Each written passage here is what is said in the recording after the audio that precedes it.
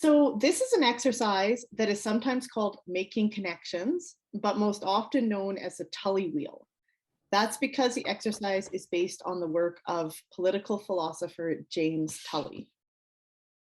James Tully writes about the importance of connecting local struggles to global struggles and global movements. Then he re-envisions all the diverse ways that people think and act in response to conditions of injustice and oppression. And he thinks of them as practices of citizenship that he calls practices of and for freedom. This exercise was created by me, and it was based on an article myself and Dr. Val Napoleon wrote about Jim Tully's work called Accessing Tully, where we connected some of his concepts to people's lives and concrete experiences. The Tully Wheel is a group process. It's a participatory process where we can think about our individual and our collective goals, and we can map them out visually, and we can think about the kind of struggles that we're involved in a broader context. And so it maps out experiences and contributions we're making in cooperation with others in our communities and in the world. It's also another way of thinking about Wahkohtowin, the Cree and Métis concept of kinship, that we all live in relationship, looking at our relationships within communities, with each other, but also with others around the globe, and visually mapping out those relationships. The exercise not only maps out Wahkohtowin, it also maps out the ways we work with others to contribute to building Wahkohtowin. So that's specifically good relations within and beyond our communities. Part 1, Global Issues, the Grim List. So for the first part of this exercise is to take some time to acknowledge how global struggles connect to our local struggles, what these look like, and what these feel like in our own lives. On the board, we've summarized some of these words that represent these global struggles. We have words like colonialism, dispossession, injustice, and racism. There's a large circle in the middle of the board that represents your community or communities, and around it is the wider world. We call these words on the board the grim list. So we have the reality of colonialism. We know colonialism intersects with other kinds of oppression too. So that could be gender injustice, that could relate to poverty, disability. There are a lot of different ways that can play out. We also have dispossession. So colonization results in dispossession, state taking over control of lands, governance, even families. It can play out in lots of ways in people's lives as all kinds of loss and dislocation. We have environmental degradation that causes loss to our non-human relations and the land. There's also injustice. There are both historic and continuing injustices that impact people's lives in many different ways. And there's a reality of racism. There are devastating forms of structural racism, systemic racism, and that individual racism that people face in their day-to-day interactions.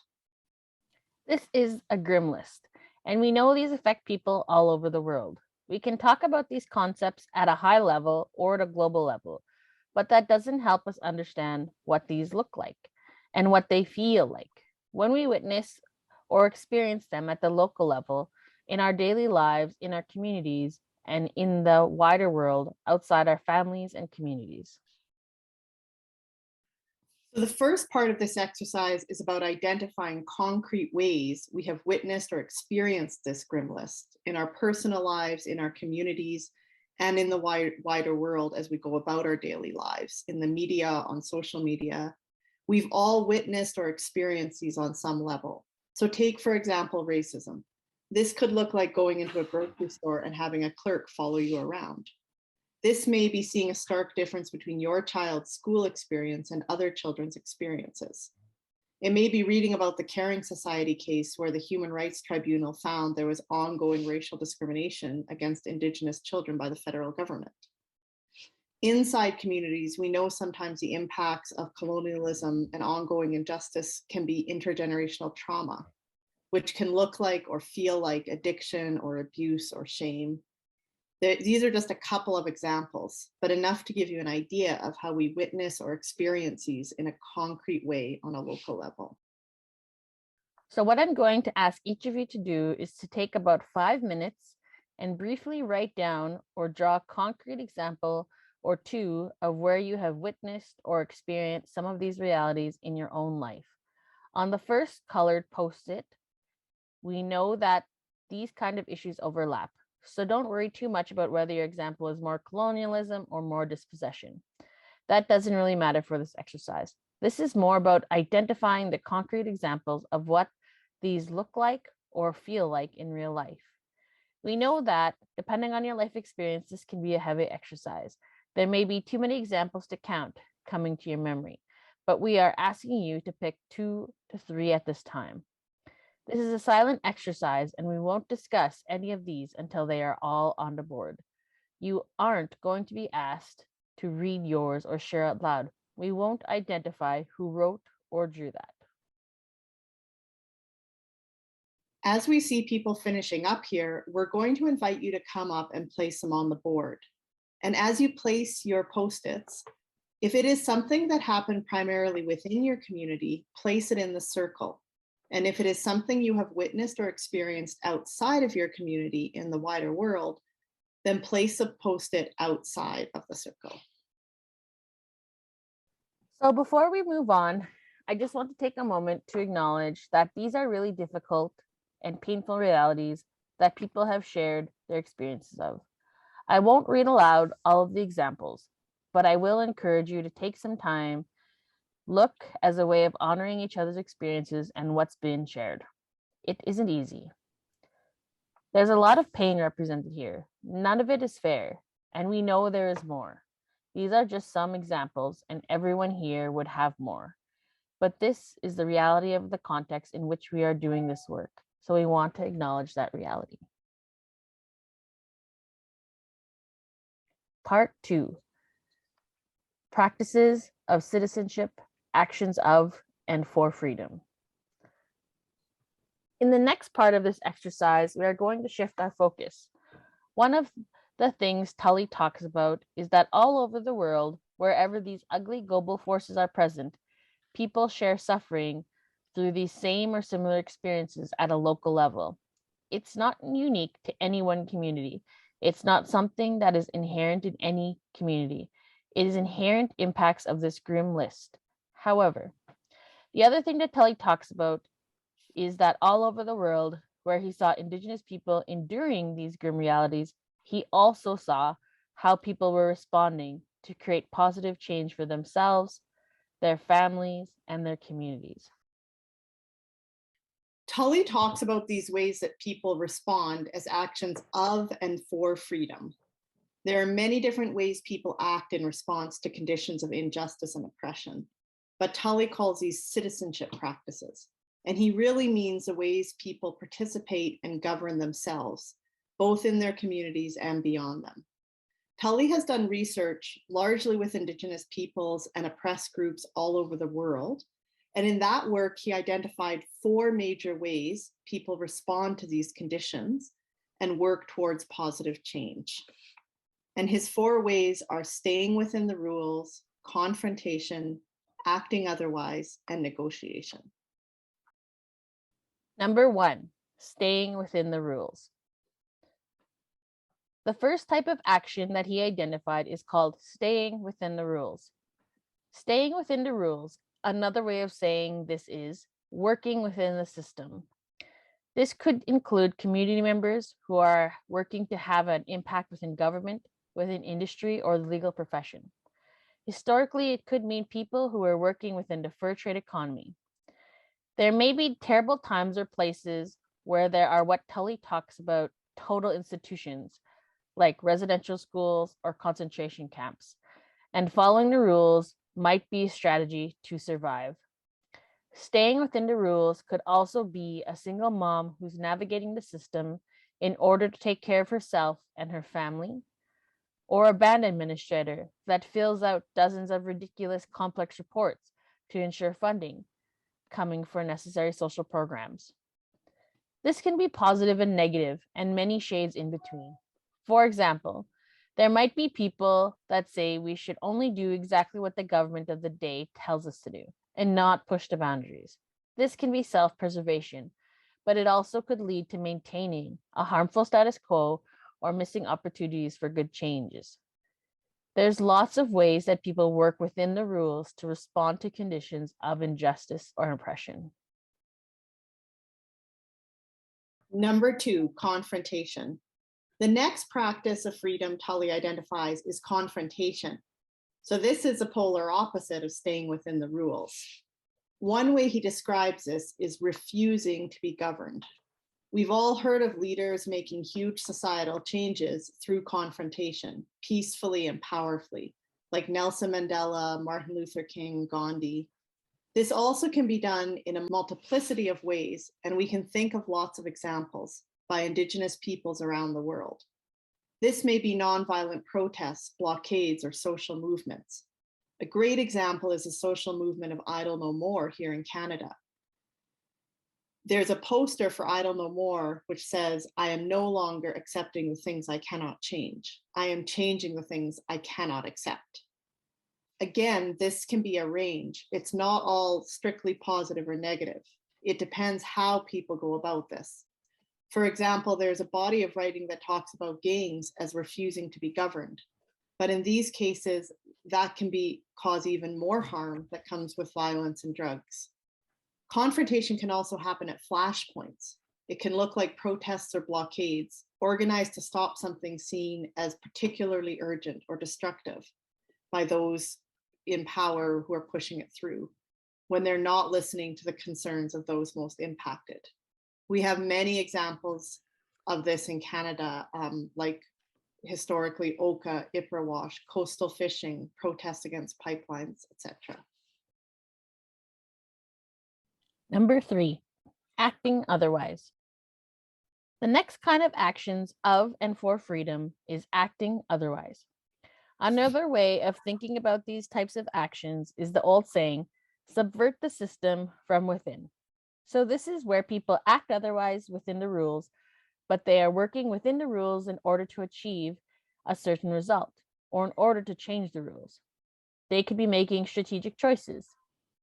Maybe you are using an aspect of Canadian law in order to advance Indigenous rights or create space for self-determination.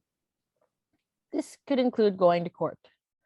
For example, the Chilcotin people used a Canadian legal process to assert that Chilcotin law exists and that they had Aboriginal title over their territory.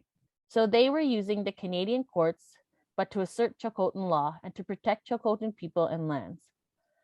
John Burroughs does a great job of acting otherwise, using Canadian state law to push people's thinking about Indigenous law. He is Anishinaabe law professor and of the Otter Clan. In his writing, he often writes what at first seems like always excellent, but very conventional interpretations of Canadian or other state laws. And then suddenly, he just has twisted like an otter and taken things in a different direction. You are left saying, wow, didn't see it coming. But he has turned that into an amazing argument for recognition of Indigenous laws. Acting otherwise can also be one of those great social workers who navigates the system to get their clients what they need. Think of Mr. Incredible as an insurance agent. When his boss says he's exploiting every loophole, dodging every obstacle, and penetrating the bureaucracy, that's acting otherwise. At the same time, there are limits to this strategy. Sometimes the rules are just too rigid to achieve the needed changes, and people can get worn down within the systems. So the fourth actions Tully talks about is negotiation.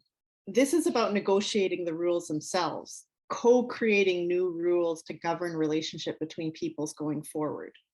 We all probably have a good sense of what negotiation is because it's a more common concept. We can think of examples like negotiating modern treaties or comprehensive land claim agreements, or specific claims addressing long-standing injustices. Negotiation can also be non-government actors. like impact benefit agreements with industry or agreements with museums. Cindy Blackstock and others negotiated a $40 million settlement agreement to address harms caused by Canada's racial discrimination against Indigenous children in the child welfare system. However, we all know there are real challenges to negotiation, especially where there are significant power imbalances. The Nisga'a Final Agreement was the first modern land claim in BC, signed in 2000. At the same time, it took almost 40 years, and there have been very few signed since then. Negotiating also takes give and take, and some argue many Indigenous nations have been pressured to give up too much in order to negotiate self-government agreements Canada would agree to sign. Number 5, a fifth action of and for freedom, turning away, rebuilding communities of practice. So James Tully worked all around the world, and then he came home to Canada and started learning with and from Indigenous nations here. And he said that while he identified these 4 categories of actions of and for freedom, it took coming home to realize there was an important 5th.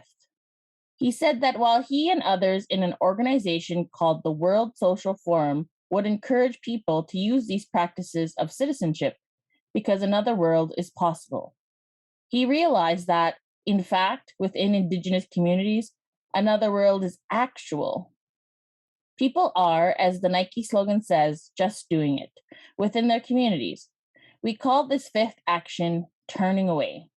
Turning away draws on Yellowknife Dene scholar Glenn Coulter's work, who says maybe it is time for Indigenous people to stop focusing on recognition from the state and instead turn away and just live their lives in what they know is a good way. This is about continuing and resurgent practices. This is where people are building or rebuilding ways of being that match their own values and teachings, their enduring strengths. This is a response to the question Val Napoleon asks, who are we beyond our resistance to colonialism? So it's those things that respond to that question. For example, this could look like people living on or reoccupying the land, moose hide tanning, berry picking, relearning the language, teaching children stories, to name a few. It's about being, for Indigenous people, who you know you are. And at this time in history, this often does require revaluing ongoing practices that may have been devalued and relearning, rebuilding communities of practice. And this is the core. Personal trainers will talk about how core strengthening is useful for any type of activity. This turning away is about strengthening the core, the community. And this is where the work of revitalizing Indigenous laws fall. It is this work of recovering and rebuilding the core strengths within the communities. Those are the kind of practices of and for freedom that Tully identifies. And as we are talking about these, I'm sure all of you could think of examples where you have taken actions like these in bigger or smaller ways in your own lives. Maybe you joined a flash mob round dance at a local mall, or you are a lawyer drafting your nation's legislation. Maybe you have been at a negotiation table, or maybe you are taking a language class, or you went to school and got your degree, or overcame addiction, or are raising kids in a healthy home. So, for this next step, we're going to use the different color of Post-its and ask you to write or draw 2 or 3 examples of actions of and for freedom you have taken in the last 5 years of your life. 1 action per Post-it. Okay, as I see some people are finishing up here, there are slightly different instructions for this part of the exercise. This time, when you go put your Post-its on the board, I want you to think about which action of and for freedom it fits under and place it there. So of course there's overlap, but pick the one that fits closest to it. So is it more negotiation, confrontation, turning away? Place it under the action or in the circle. So now we see a fuller picture. We still see the painful realities from the grim list, all the ways people experience injustices. And we also see the courageous and creative actions people have taken to respond, to work toward a better future. This is an important part of the reality too. Part 3, making connections, core strengthening, and cooperative processes. Just before we wrap up, I think it's important to take a little bit of time to think about making connections or mapping out Wahkohtowin. First, we've done this Tully Wheel in dozens of communities since 2014. And one thing that is noticeable is that every time, there is never just one type of action. Once everyone places their actions, we can see that there are strengths in every area. This is also important because sometimes when we are in the thick of things, it can feel like these different types of actions are diametrically opposed. So direct action people might not agree with people who are working within the rules, or vice versa. And sometimes internally, people start to blame one another for their responses, rather seeing these as different responses to issues that are being imposed on everyone from external forces. And when we step back and think of these as strategic actions, which may be more or less effective in various circumstances, we can start to view this differently, where we can see the values of different actions in different circumstances and how they are all interconnected. In the most successful campaigns for social change around the world, we actually start to see the communities use these all strategically, starting from that core area of strength. So to give one example, the Haida Nation. In 1985, the Haida decided that logging was going on in Yellow Island on their territory was too much and something had to be done. They wanted to set up a blockade, so that would be under confrontation here. But they started in the core. They asked their grandmothers how to do it. And the grandmothers told them to be respectful to the loggers and build good relationships when they were out there. And the grandmothers decided that they, the grandmothers, would stand at the front line, so they would be arrested first in that confrontation. This was very successful. Eventually, many of the loggers got down off their machines and stood with the Haida people. And the optics of police arresting grandmothers created political pressure from the public. So this political pressure led to BC inviting the Haida to the negotiation table. And the same people who were on the blockades went back to their grandmothers, back to the Elders' Council, that core, and listened. Not everyone who was great on the blockades was great for the negotiation table, and vice versa.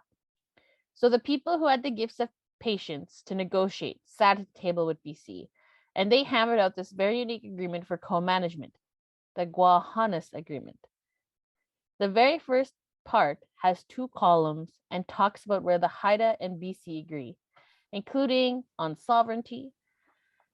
And the second part states where they agree to work together despite these disagreements on these fundamental issues, and then sets out a tripartite governing structure, which where representatives from Haida and from BC to regulate the old growth logging.